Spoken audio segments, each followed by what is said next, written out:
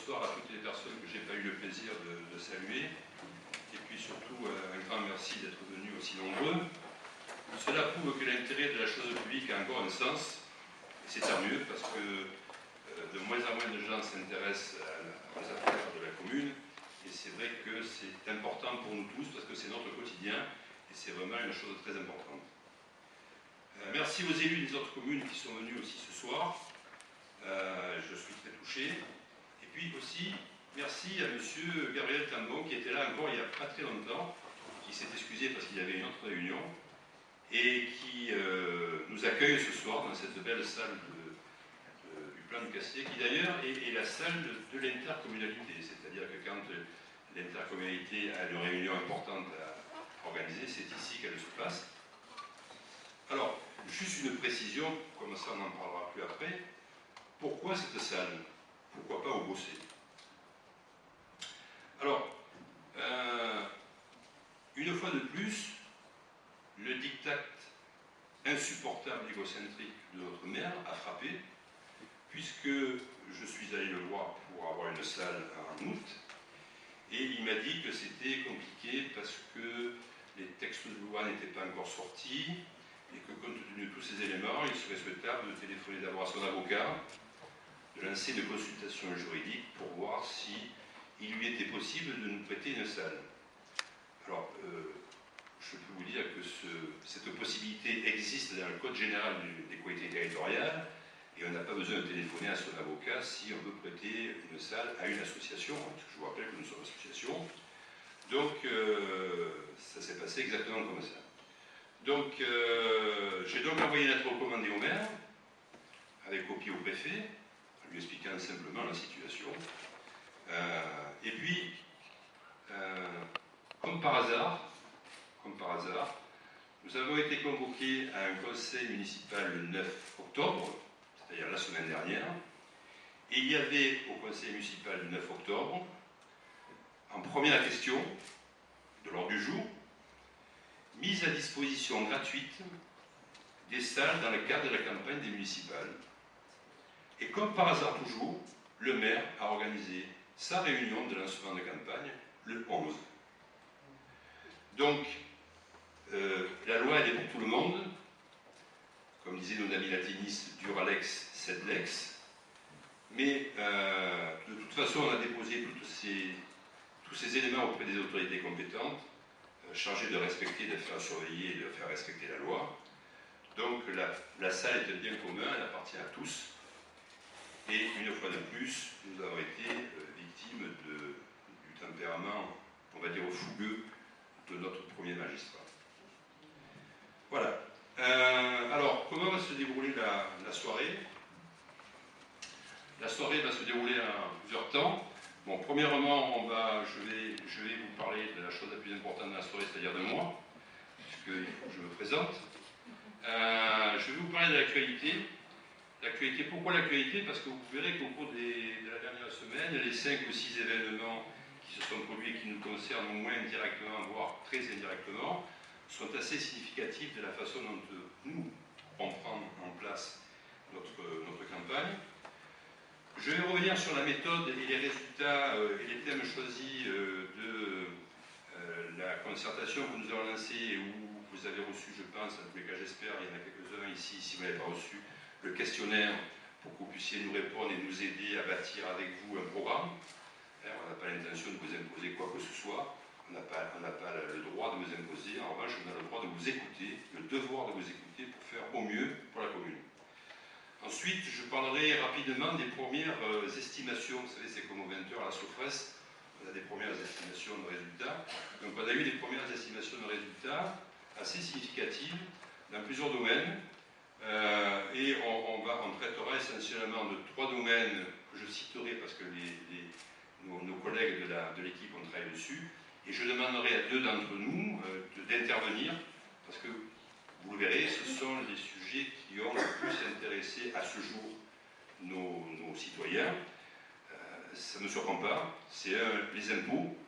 Donc ça c'est un terme qui revient souvent et qui plaît beaucoup. Et puis surtout la démocratie locale. Et ensuite, bon, je reprendrai la parole, et en plus, on verra, on fera réunion, la séquence questions-réponses, et puis nous aurons l'occasion de partager le verre de l'amitié. Voilà, donc je vais vous parler de moi. C'est un exercice difficile et facile à la fois, parce que je pense que je me connais bien, mais il ne faut pas que ça dure trop longtemps. Et pourtant, j'ai tellement de choses à dire, mais je suis marseillais, donc...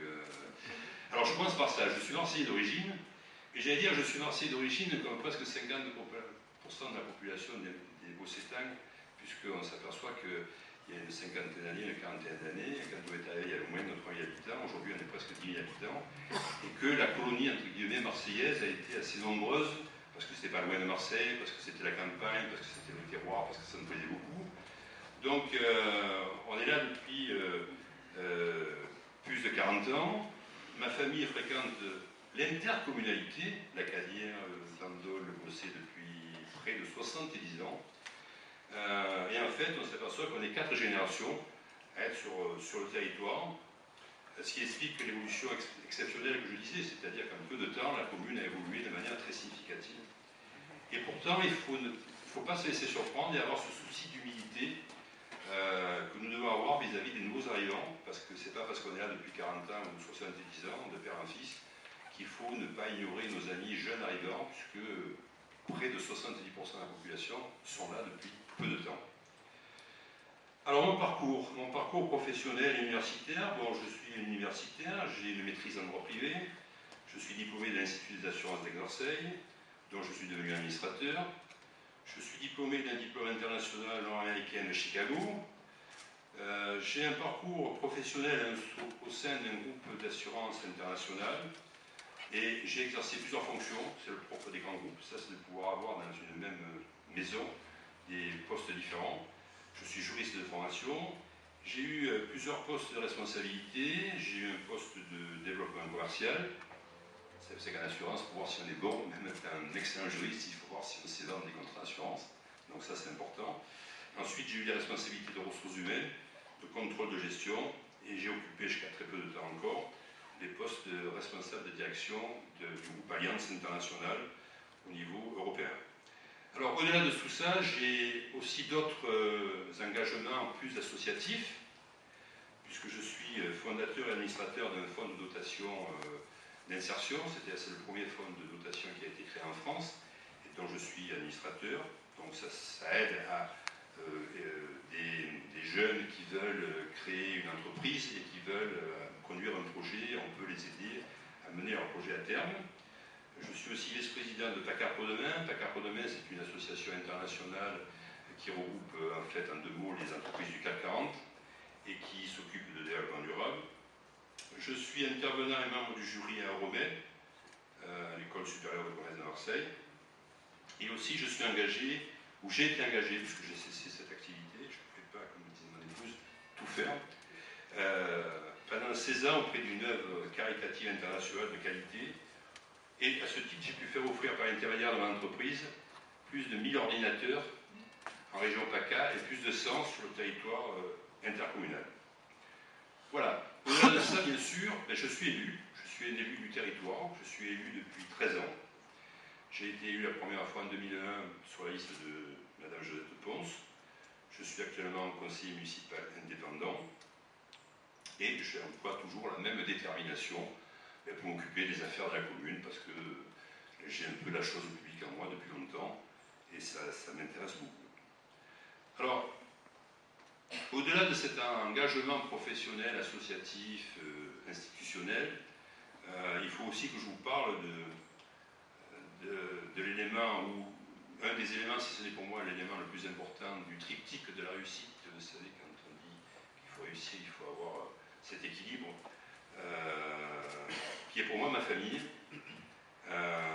Et là, je trouve que je suis très heureux d'avoir ce soir auprès de moi mon épouse, mais elle est auprès de moi tous les jours, et surtout en ce moment, parce que la campagne fait rage.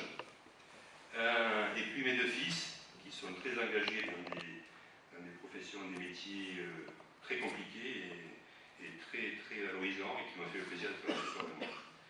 Donc, avec mon amie épouse Annie, nous avons déjà forcé